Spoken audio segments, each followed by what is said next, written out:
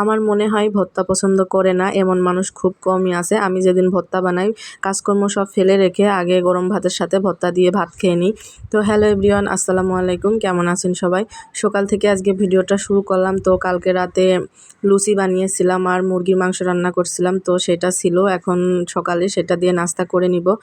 এদিকে আমার ছেলেকে আমি নাস্তা আলাদা দিয়ে দিছি, ও হাত দিয়ে খেতে খুবই পছন্দ করে, এজন্য ওকে আলাদা করে দিয়েছি আর আমি আলাদা করে নাস্তা আগেই করে নিলাম।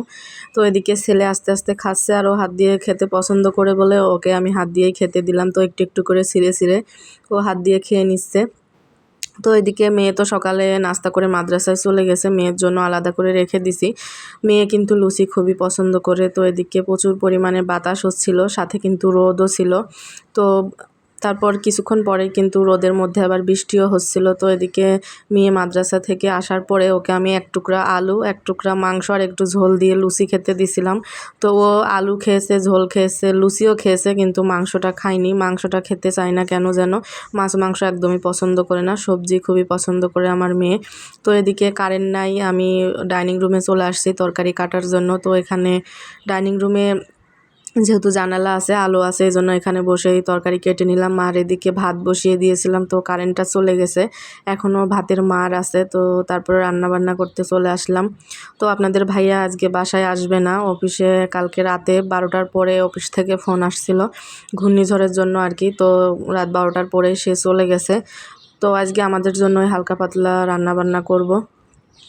তো এখানে পুঁই শাক, বরবটি আর আলু দিয়ে রুই মাছ ঝোল করব। আমার মেয়ে যেহেতু মাছ খেতে চায় না, তো আমাদের দুজনের জন্য আর কি, আমার আর আমার ছেলের জন্য রান্না করতেছি, এই জন্য 2 পিস মাছ আর কি। তো এই তো এখানে পেঁয়াজ, আদা, রসুন, কাঁচামরিচ সব কিছু বেটে আমি ভালো করে মশলাটা ভেজে নিয়ে তারপরে গুঁড়া মশলাগুলো দিয়ে দিলাম।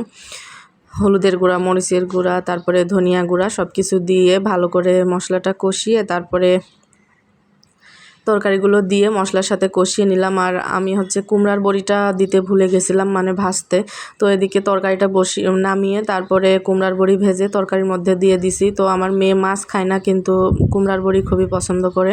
তো এদিকে গতকালের একটু মাংস ছিল, সেটা গরম করে রাখছি। আর এই তো আলু ভর্তা দিছিলাম, তো আলু ভর্তাটা বের করে নিছি।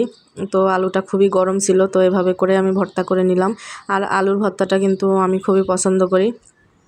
আর যেদিন ভর্তা রান্না করি সেদিন তো আমি লোভ সামলাতে পারি না, গরম গরম ভাতের সাথে ভর্তা খেতে কিন্তু খুবই ভালো লাগে।